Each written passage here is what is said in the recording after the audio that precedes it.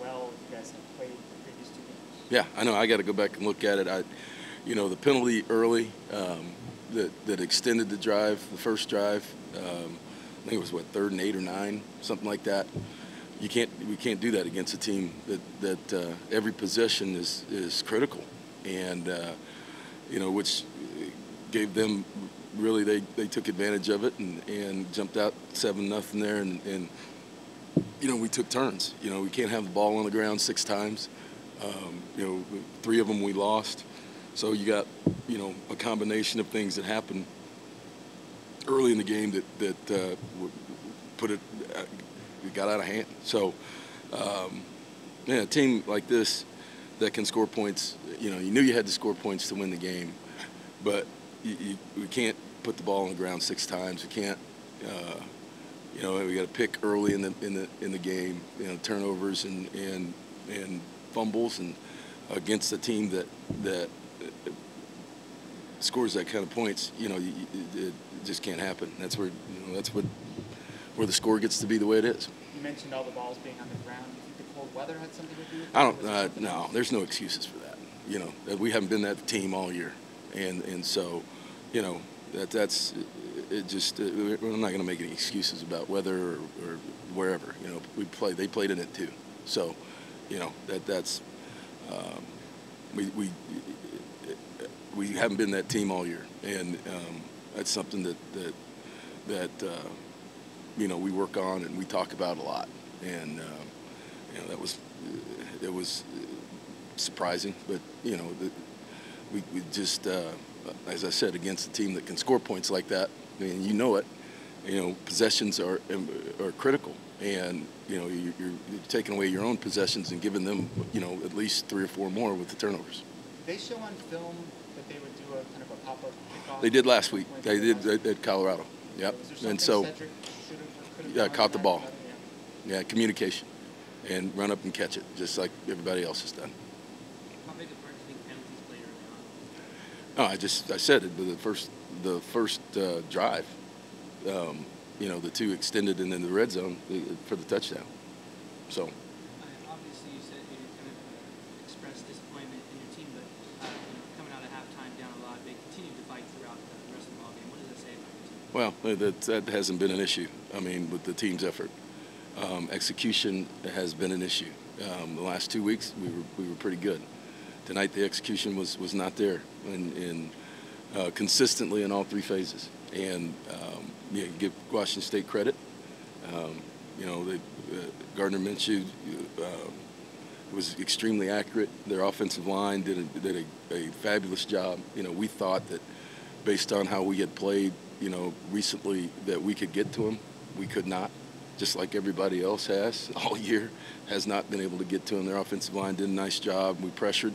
We tried to pressure, couldn't get to them, and playing man-to-man, obviously they run a lot of mesh routes and crossing routes, and then we played some zone, and we still couldn't get there with rushing 3 or 4. So, great scheme. That's what they've done all year, and that's why they're 10-1. Did you sense that something like this was coming? No. At all coming into the game, you felt good about? Yeah, felt good coming into it. Yep, felt really good. So, it's really disappointing. Did you think the Utah result today had anything to do with? I don't think so. I don't think so. I asked the players what your message was at halftime. They said it was keep fighting, and then after the game, the message was basically, we've got 1 more game. We can still accomplish something. How would you summarize what you told the guys after? After the game? Nice. We got a lot to play for still. It's a rivalry game. It's the Territorial Cup. A chance for postseason. There's a lot to come back next week on Monday to work for, and a lot to play for. The season's not over, and we got an opportunity next Saturday to play in a rivalry game, and it really shouldn't be anything that I've got to say to get guys to go, because for our seniors it's a big deal.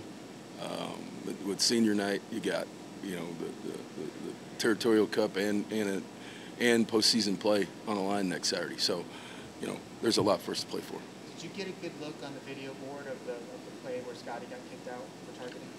Yes. What did you think of I can't, I can't comment on that. How will it affect you guys to not have him for the first half? Well, I mean, he's out, so we got a week to practice, and we've had guys he's been out before, so obviously he's made a big difference in our defense, through the middle part of the year when he was playing with turnovers and touchdowns, and so